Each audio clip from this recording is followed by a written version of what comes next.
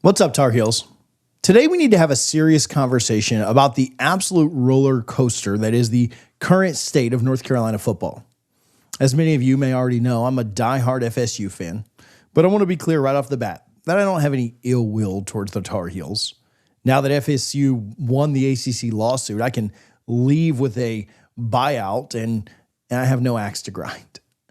I actually have a lot of respect for the brand and the potential of what is happening in Chapel Hill. So I'm going to be as objective as I can during this breakdown. Before we can honestly talk about where North Carolina football is going, we need to talk about exactly how last year went down. And when we look back at last year, that story really began several months before the football season even started. The timeline of this chaos starts the moment that Coach Bill Belichick was introduced and the world was introduced to his personal life. News broke that he was dating 24-year-old Jordan Hudson. Now, this video isn't going to dive into all the drama and the circus that followed that story. I am here to talk about football. But boy, I will tell you, there was a lot of noise surrounding that relationship. It was all over the internet, and it dominated the sports talk radio cycle for weeks. And I'm not going to comment on whether I think their relationship was appropriate or not. That's their business. But what I am going to say is that the combination of all these events made it very easy for a lot of different fan bases in America to unite in their dislike for North Carolina. It painted a massive target on the back of the program. Suddenly, UNC wasn't just another ACC team trying to find its footing. They were the villains of college football. And all that hatred reared its head a few times throughout the season. Opposing student sections were louder, and opposing teams played with a little extra chip on their shoulder. But we will get to that shortly because the on-the-field product is what really matters here. So the season kicks off, and North Carolina gets boat raced by TCU. 45-10 drubbing that left everyone scratching their heads. But looking back, that was a pretty expected result given the roster disparity. You need to go back and look at how much returning talent TCU had versus what North Carolina was working with. TCU was a well-oiled machine, and the Tar Heels were certainly still figuring out who they were. So North Carolina shook off that loss and won their next two gimme games versus Charlotte and Richmond. Those games went exactly how they were supposed to go. The offense looked competent, and the defense did its job against inferior competition. But just when fans started to feel a little bit of hope, the team took a massive nosedive. They lost 3 games in a row to UCF and Clemson and Cal. That stretch was absolutely brutal for the morale of the fan base. Losing to Clemson is one thing because they're a perennial power. But losing to UCF and Cal in back-to-back weeks raised a lot of red flags. At this point, the media was in a frenzy with the Belichick story once again. The sharks were circling the water and they smelled blood. Accusations began flying that Belichick already wanted to leave the program. People were saying that his heart wasn't in it, that he was distracted by the off-field drama. There were also rumors running that North Carolina was looking to move on and just cut their losses early. Somewhere in this time, national figures such as Josh Pate and others started taking shots at the program and more or less said that this relationship was doomed from the start. It felt like the entire national media apparatus was rooting for this experiment to fail. But the North Carolina administration didn't cave to public pressure. They ignored the headlines and they ignored the angry tweets. And as the season kept moving, something surprising happened. The North Carolina team started playing a little bit better. Now, it wasn't a sudden explosion of dominance, but it was a steady climb. Week by week, the coaching started to take hold. You could see the players were in the right positions a little more often. You could see the penalties starting to go down and the discipline started going up. The next game North Carolina played was against the number 16 ranked Virginia Cavaliers. Nobody gave them a chance in this game. But they took Virginia to overtime and lost a close battle. And even though it does go down as a loss in the record book, that was a game that gave them a lot of confidence. They went toe-to-toe with a ranked opponent and they didn't blink. That performance proved to the locker room that they could compete with the upper echelon of the ACC. They took that momentum and they won 2 games in a row against Stanford and Syracuse. Those weren't just wins, they were statements that the team hadn't quit just yet. This would turn out to be North Carolina's best 3-game stretch of the season. And whether people wanted to admit it or not, it was becoming clear that the coaching had improved significantly since that TCU disaster. Bill Belichick is still one of the greatest NFL coaches of all time for a reason. It took a while for his message to sink in, but once it did, the team looked different. But just as people started buying stock in the Tar Heels, they played again and they fell to Wake Forest. And it was an embarrassing loss. It was the kind of game where the old habits started to creep back in all at once. They looked slow. They looked unprepared. They couldn't hold up against the unique mesh offense that Wake runs. That loss certainly stung because it felt like a step backward after all that progress. But they had to bounce back, and quickly, because they had a date with the eventual conference champions. They played the future ACC champion Duke team and kept it very close and respectable. For North Carolina to hang tough and make it a 4-quarter game showed a lot of grit. It showed people that the talent gap wasn't nearly as wide as people may have thought it was. Moral victories, though, don't count in the standings, and then they ended up losing again in the season finale against NC State. And take it from an FSU fan, I know losing to your in-state rival is always a bitter pill to swallow. It leaves a bad taste in your mouth for the entire offseason. So the final record wasn't pretty, and the losses certainly hurt. But where does that leave North Carolina in 2026?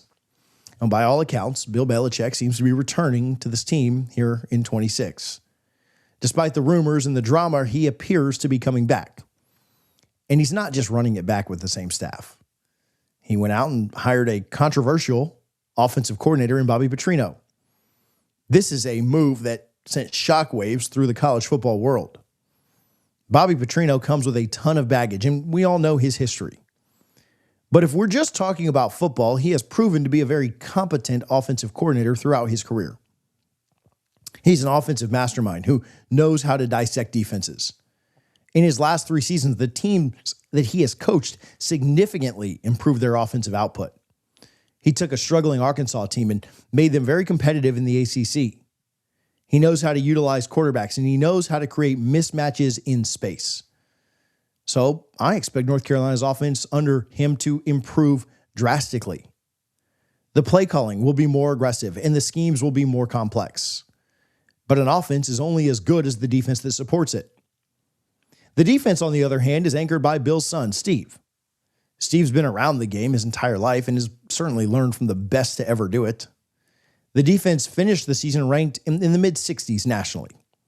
But when you watch the film, you can see the foundation is being laid. I do think this kid can coach defense, and I do think he has a bright future. He has a way of connecting with his players that's a little different than his dad. So I expect to see this team take a pretty good step up on the defensive side of the ball as well. The players now have a full year of the system under their belts. They know the terminology, and they know the expectations. I honestly expect to see both the offense and defense in the 30 to 40 range this year. If you have a top 40 offense and a top 40 defense, you are going to win a lot of football games. That kind of statistical profile usually translates to 8 or 9 wins, which will make this North Carolina team very competitive in the ACC. All of this brings me to the reality of the roster management that we're seeing right now. You have the greatest defensive mind in the history of this sport overseeing the program. And now you pair him with one of the most aggressive offensive play callers of the last 2 decades. It's almost like a mad scientist experiment happening in Chapel Hill. But for this experiment to work, the players must buy in completely. There can't be any more distractions about who the head coach is dating. The focus has to remain strictly on the gridiron. Personally, I think the players are tired of hearing about the off-field noise. They want to prove that they are a legitimate football team and not just a reality TV show. The addition of Petrino also signals that Belichick is serious about winning now. He isn't looking for a slow rebuild that takes 5 years. He's 72 years old and wants to win immediately. He knows that he doesn't have a decade to turn this ship around. That urgency is going to trickle down to the assistant coaches and the players. Practices are going to be harder, and the competition for playing time is going to be fierce. And let's be very honest with the ACC right now. It's wide open. Sure, Miami looked great at the end of the year. Duke won the championship, and Clemson is always Clemson. But the rest of the conference is mostly a bunch of teams trying to figure it out. Florida State is obviously my team, and we basically punted on 2026 when we kept Mike Norvell. But I can't deny that North Carolina might be building something dangerous. If Petrino can get the quarterback play stabilized, the team almost becomes scary. Imagine a Belichick-disciplined defense paired with a high-flying offense, coached by Bobby Petrino. The big question, though, remains the chemistry of the coaching staff. Can Belichick and Petrino coexist in the same building? Both of them have massive egos, and both of them are used to being the alpha dog. If they butt heads, could it implode before the season even starts? But if they work together and find a way to do so cohesively, it could be special. I think Steve Belichick is the glue that actually holds it all together. He bridges the gap between the old school mentality and the modern player. So maybe next year, the perception of the program is shifting from a circus to the comeback kid. The only question is whether they brought in enough talent to do it. They already have the coaching for it. It's going to be fascinating to watch how the media handle this team next year as they start to surprise some teams. Will they continue to focus on the Jordan Hudson storyline, or will they finally start giving credit to the football product? Winning cures everything in college sports. If North Carolina starts the season 4-0, nobody will care who the head coach is dating.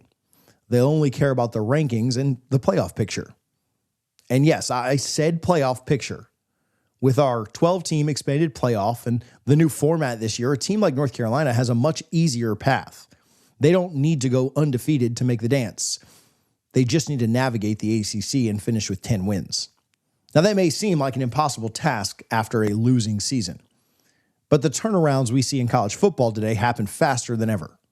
Look at what other programs have done in 1 year with the right transfers and coaches. There's no reason that North Carolina can't pull off a similar turnaround. The fan base is hungry for a winner. I know you Tar Heels fans have been through a lot of heartbreak.